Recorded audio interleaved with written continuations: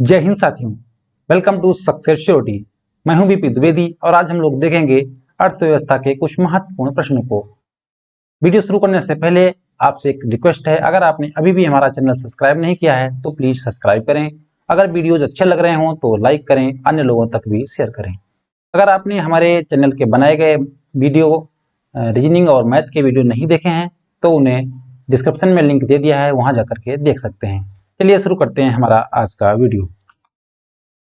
भारतीय अर्थव्यवस्था का स्वरूप से संबंधित कुछ महत्वपूर्ण प्रश्न बनाए हैं जो हमने अपनी क्विज में भी कराए थे। अगर आपको क्विज करना है, डेली क्विज निःशुल्क हम लोग शाम 8 बजे कराते हैं, उसके लिए मैंने टेलीग्राम ग्रुप का लिंक दे दिया है डिस्क्रिप्शन में, वहां से जाकर आप जुड़ सकते हैं। चलिए शुरू करते हैं। पहला प्रश्न दिया गया है, भारत की अर्थव्यवस्था है उदारवादी, समाजवादी, मिश्रित। तो भारत की अर्थव्यवस्था किस प्रकार की है, ये जानने के लिए अगर आप ये जान जाएं कि उदारवादी और समाजवादी क्या है, आप अपने आप जान जाएंगे कि भारत की अर्थव्यवस्था मिश्रित है। देखिए, उदारवादी वो अर्थव्यवस्था होती है जिसमें उत्पादन के साधनों पर सरकार का नियंत्रण बहुत कम यानी न्यूनतम होता है, नहीं के बराबर होता है। उत्पादन के साधनों पर पूरा अधिकार प्राइवेट प्लेयर्स का होता है, वहां पे उदारवादी होती है। जो नियम होते हैं लाइसेंसिंग वगैरह के नियम बहुत ही आसान होते हैं। और समाजवादी अर्थव्यवस्था क्या होती है, जहां पर उत्पादन के साधनों पर पूर्ण नियंत्रण सरकार का होता है। तो भारत में क्या है, उत्पादन के साधनों पर न तो पूरा सरकार का नियंत्रण है, न ही पूरा प्राइवेट है। तो जैसे रेलवे हो गया, परमाणु रक्षा हो गया, तो यहाँ पे सरकार देखती है। यानी भारत में दोनों प्रकार की व्यवस्था है, मिश्रित व्यवस्था हो जाएगी। अगला प्रश्न देखते हैं, मिश्रित अर्थव्यवस्था का अर्थ क्या है। देखिए, मिश्रित अर्थव्यवस्था अभी बता दिया, सार्वजनिक यानी सरकारी और निजी दोनों क्षेत्रों का सह अस्तित्व हो तो उसे मिश्रित अर्थव्यवस्था कहते हैं। सत्य यह होगा कि भारत को परिभाषित किया जाए। देखिए, भारतीय अर्थव्यवस्था कैसी है, ये खाद्य की कमी वाली अर्थव्यवस्था। क्या भारत में खाद्य की कमी है? भारत में खाद्य की अभी कोई कमी नहीं है। एक श्रम आधिक्य वाली अर्थव्यवस्था, भारत में श्रम अधिक है, ये वाली बात सही लग रही है क्योंकि भारत में बेरोजगारी है, यानी श्रम तो अधिक है ही है। एक व्यापार आधिक्य वाली भारत व्यवस्था नहीं है। एक पूंजी आधिक्य वाली, पूंजी की यहाँ पे तो कमी ही है, तो पूंजी अधिक नहीं, यहाँ पे श्रम आधिक्य वाली अर्थव्यवस्था हो जाएगा।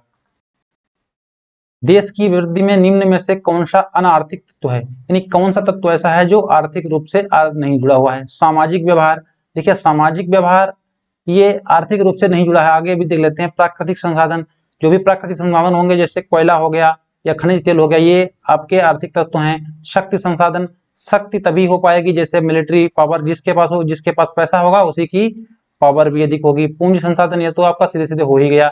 सामाजिक व्यवहार किसी भी देश का हो सकता है, चाहे गरीब हो चाहे अमीर हो, उसका सामाजिक व्यवहार अपने स्तर पे अपने प्रकार का हो सकता है, तो यहाँ पे सामाजिक व्यवहार हो जाएगा। हम देख लेते हैं, भारत की अर्थव्यवस्था कैसी है, पिछड़ी हुई, विकसित, विकासशील या अल्प विकसित। भारत की अर्थव्यवस्था न तो पिछड़ी है, न ही अल्प विकसित है और न ही विकसित है। भारत की अर्थव्यवस्था विकास कर रही है यानी विकासशील है। विकास का भारतीय मॉडल किसके हितों की सुरक्षा करता है? भारतीय मॉडल व्यक्तियों की सुरक्षा करता है, बिल्कुल करेगा। राज्य की सुरक्षा बिल्कुल करेगा। टैक्स ऐसे लिया जाएगा कि राज्य का भी काम चलता रहे और लोगों से भी अधिक ज्यादा नहीं हो जाए, यानी व्यक्तियों और राज्य दोनों की करता है। तो भारतीय टैक्स मॉडल, जो भारतीय मॉडल, तो व्यक्ति और राज्य दोनों की सुरक्षा करता है। अगला देख लेते हैं, बंद अर्थव्यवस्था का अर्थ है। बंद अर्थव्यवस्था क्या है? जहां पे व्यापार नहीं हो रहा है, मतलब बाहर के देशों से व्यापार नहीं हो रहा, न तो निर्यात हो रहा न तो आयात। देखिए इसमें कौन सा है, मुद्रा पूर्ति पूर्णता नियंत्रित, ये तो नहीं हो गया। घाटे की वित्त व्यवस्था, ये भी नहीं होगा। केवल निर्यात होता है, निर्यात भी नहीं हो आयात भी ना हो, न तो निर्यात हो नहीं आयात, यानी इसे कहेंगे बंद अर्थव्यवस्था। अगला प्रश्न देख लेते हैं, निम्नलिखित में से किस अर्थव्यवस्था में सरकार निर्णय निर्माण प्रक्रिया में हस्तक्षेप नहीं करती है? बाजार अर्थव्यवस्था, केंद्रीय नियोजित अर्थव्यवस्था, मिश्रित। देखिए, बाजार अर्थव्यवस्था किसे कहते हैं? इसे उदारवादी अर्थव्यवस्था को ही कहते हैं बाजार अर्थव्यवस्था। इसको पूंजीवादी भी कहते हैं, ठीक है। उदारवादी और पूंजीवादी भी इसे कहते हैं, पूंजीवादी।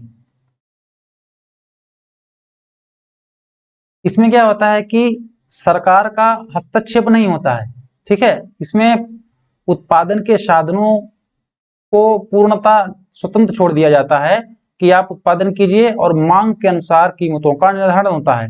जैसे मांग होगी और उत्पादन होगा, उसी के आधार पे कीमतों का निर्धारण होगा। सरकार यहाँ पे हस्तक्षेप नहीं करती है, इसको बाजार व्यवस्था कहते हैं। यही होती है कि सरकार निर्णय निर्माण प्रक्रिया में हस्तक्षेप नहीं करती है। केंद्रीय नियोजित, ये तो आपकी समाजवादी अर्थव्यवस्था हो जाएगी, इसमें सरकार का पूर्ण नियंत्रण होता है। मिश्रित अर्थव्यवस्था में दोनों होता है, जैसे भारत में कुछ चीजों पे सरकार का नियंत्रण है, कुछ पे नहीं है, तो यहाँ पे आपका हो जाएगा बाजार अर्थव्यवस्था। प्रश्न देखते हैं, केंद्रीय नियोजित अर्थव्यवस्था में आर्थिक क्रियाओं पर किसका नियंत्रण होता है? केंद्रीय अर्थव्यवस्था में अभी बताया, केंद्रीय अर्थव्यवस्था को समाजवादी भी कहते हैं, केंद्रीय नियोजित अर्थव्यवस्था को ही समाजवादी कहते हैं। इसमें सरकार के द्वारा पूर्ण नियंत्रण किया जाता है, तो यहाँ पे आपका सरकार हो जाएगा। भारत में नियोजित अर्थव्यवस्था आधारित है, देखिए किस आधार पे है? गांधीवादी। गांधीवादी अर्थव्यवस्था क्या है? इन्होंने तो कहा था कि ग्रामीण कुटीर उद्योग पे आधारित होनी चाहिए, तो ऐसा तो यहाँ पे नहीं है। समाजवादी अर्थव्यवस्था है, ऐसा भी नहीं है।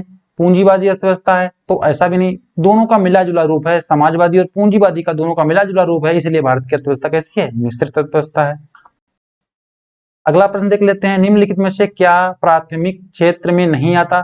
प्राथमिक क्षेत्र में क्या क्या आता है?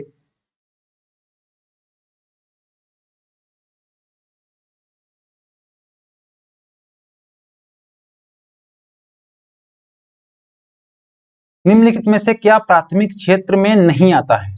देखिए प्राथमिक क्षेत्र में क्या क्या आता है?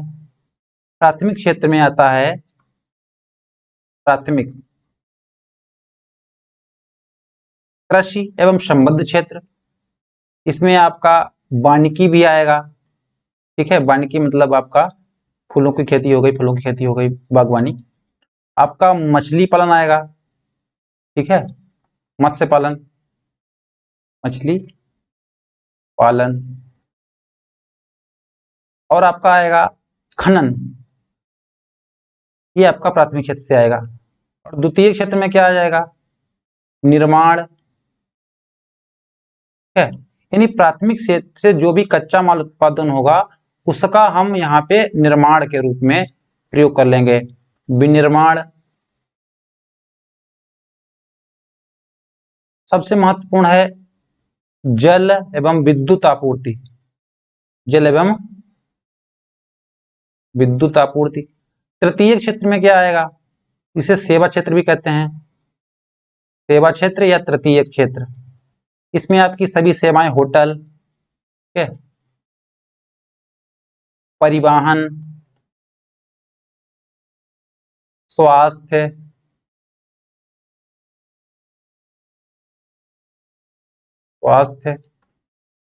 यहाँ पे शिक्षा भी इसी में आ जाएगा। जितनी भी सेवाएं हैं ये आपका सेवा क्षेत्र तृतीय क्षेत्र आता है। तो यहाँ पे देखिए कृषि एवं संबद्ध क्षेत्र प्राथमिक में आता ही है, मत्स्य पालन भी आता है, उत्खनन भी आता है, खनन भी आता है, और परिवहन आपका नहीं आता है। चलिए देख लेते हैं अगला प्रश्न। अल्प विकसित या अविकसित अर्थव्यवस्था में प्राथमिक क्षेत्र का योगदान होता है सबसे कम या सबसे सेवा क्षेत्र से अधिक, द्वितीय क्षेत्र यानी औद्योगिक क्षेत्र से अधिक, सबसे अधिक। देखिए अर्थव्यवस्था प्राथमिक क्षेत्र का योगदान जहां पे अविकसित होती है, अल्पविकसित होती है। आप ऐसे अंदाजा लगा लीजिए सबसे कम विकसित कौन सा होगा? कृषि, ग्रामीण क्षेत्र मान लीजिए, ग्रामीण होगा, या तो अल्प विकसित होगा या अल्पविकसित होगा।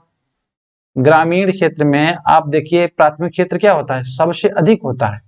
प्राथमिक क्षेत्र का योगदान सबसे अधिक होता है, यानी कि अल्प विकसित और अविकसित क्षेत्र में अर्थव्यवस्थाओं में आपका जो प्राथमिक क्षेत्र होगा सबसे अधिक होगा।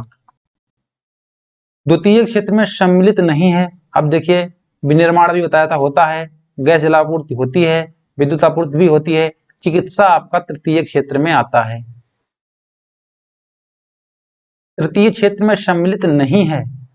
होटल रेस्तरां तो तृतीय में आएगा, बैंकिंग ये भी सेवा का है, ये भी तृतीय में है। खनन आपका ये प्राथमिक क्षेत्र में आता है। लोक प्रशासन प्रतिरक्षा ये तृतीय क्षेत्र में ही आता है। अगला प्रश्न, लास्ट प्रश्न है, पूंजीवादी अर्थव्यवस्था की विशेषता नहीं है निजी संपत्ति का अधिकार। पूंजीवादी में क्या होता है? पूंजीवादी यानी कि प्राइवेट, ठीक है। तो अगर हमारे निजी संपत्ति का अधिकार नहीं होगा तो हम प्राइवेट फर्में कहां से बनाएंगे? तो ये तो होता है। प्रतियोगिता की स्थिति, अगर सभी लोगों के पास कई लोग अधिकार होगा, सभी लोग फैक्ट्री खोलेंगे तो प्रतियोगिता तो निश्चित होनी ही होनी है। उत्पादन के साधनों पर सामूहिक स्वामित्व, अगर सामूहिक स्वामित्व हो गया तो भाई प्राइवेट कैसे रह गया? अगर सामूहिक स्वामित्व हो गया तो प्राइवेट नहीं रह पाएगा। इसका मतलब ये ऑप्शन आपका गलत हो जाएगा। सरकार के हस्तक्षेप का अभाव, सरकार हस्तक्षेप बहुत कम करती है या नहीं करती है। पूंजीवादी अर्थव्यवस्था में सरकार हस्तक्षेप नहीं करती है, तो आपका यहाँ पे हो जाएगा उत्पादन के साधनों पर सामूहिक स्वामित्व। चलिए, वीडियो कैसा लगा आप जरूर बताएं, कमेंट करें, और अगर अच्छा लगा तो लाइक करें, सब्सक्राइब करें हमारा चैनल और बेल आइकन को भी दबा लें ताकि आपको नोटिफिकेशन भी मिलता रहे। Thank you.